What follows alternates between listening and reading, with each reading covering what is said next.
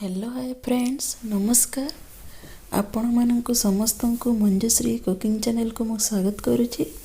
आज मु बनैबा पई जाउची सिंबर गोटे रेसिपी। सेथिपई एठी मु सिंब नेइची, गोटे बैगण नेइची और गोटे आलू नेइची और सब परिबा गुडी को एमिति भाबरे काटी नेइची और भलो करी परिबा गुडी को धोई नेइची।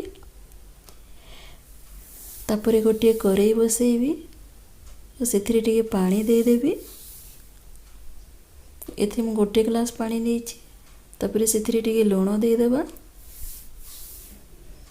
पानी ताती गला परे लूण दे देबा और तापरे सेथि सब परिबा गुडी को दे देबा। प्रथमे सिंब को दे देबा, तापरे आलू और बैगण को मध्य दे देबा।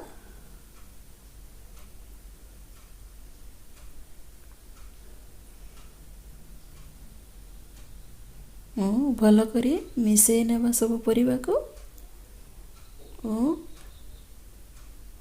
कवर करिकी ताकू 5 मिनिट पई सिझिबा पई छाड़ी देबा। देखंतु 5 मिनिट हो गलानी। एबे परिबा गुडी को भल भाबरे सिझी गलानी। देखंतु एमिति फ्रेश करले जणा पड़िबो सिझी गलानी परिबा भल भाबरे। तापरे ताकू मु गोटे अन्य जगह बाहर करी नेबी। तापरे मु सेथिपई गोटे मसला बनैबी। सेथिपई मु 2 चम्मच सोरिष, गोटे चम्मच जीरा, 2टी सुखिला लंका और टिके अदा नेइची और टिके पानी दे देइची। ताकू भल भाबरे बाटी नेबी।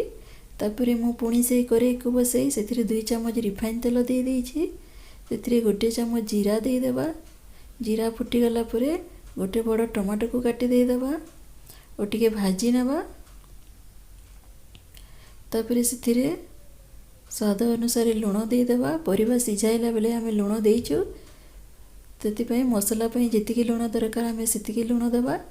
तापरे हाफ चम्मच हळदी गुंड दे देबा और हाफ चम्मच लंका गुंड दे देबा। सब को भल भाबरे मिसई नेबा और टमाटो को सिझिबा पई टिके समय छाड़ी देबा। देखंतु टमाटो सिझी गलानी। एबे जो मु मसला बाटिकी रखिथिली सेथिरु दे देबा। सब को देबानी, जेतिकी दरकार मसला सेतिकी देबा। आमे तरकारी पई जेतिकी दरकार।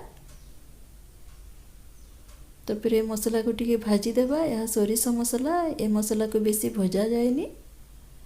तापरे मसला भाजी हे गला परे से सिझा परिबा को सेथिरे दे देबा और भलो करी मिसई नेबा।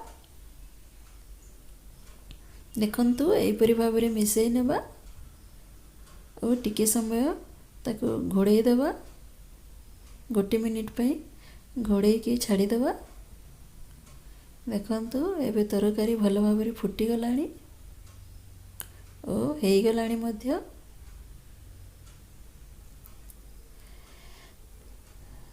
तापरे एथिरे मु कटा होइतबा धनिया पत्र को दे देबी। देखंतु धनिया पत्र को दे देबा और ताको मध्य भल करी मिसई नेबा।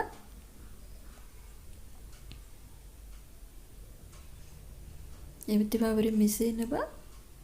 एबे मार्केट रे जो नुआ नुआ सिंब मिलुची सेथिरे आपण माने थरे निश्चय एही रेसिपी को तैयारी करंतु। बहुत भल लागिबो खाइबा पई। देखंतु एबे प्रस्तुत हो गला सिंब तरकारी। आपण माने भी थरे निश्चय एही रेसिपी को बनांतु और खांतु। देखिबे खाइबा पई बहुत भल लागिबा। जदि मो वीडियोटी आपनकु भल लागिला ताहेले मो चैनल को सब्सक्राइब करि दियंतु और पाखरे थिबा बेल बटन को दबाई दियंतु, जहा फलरे आपण मानकु मो सब वीडियो रो नोटिफिकेशन मिलि जिवो। रहिली नमस्कार।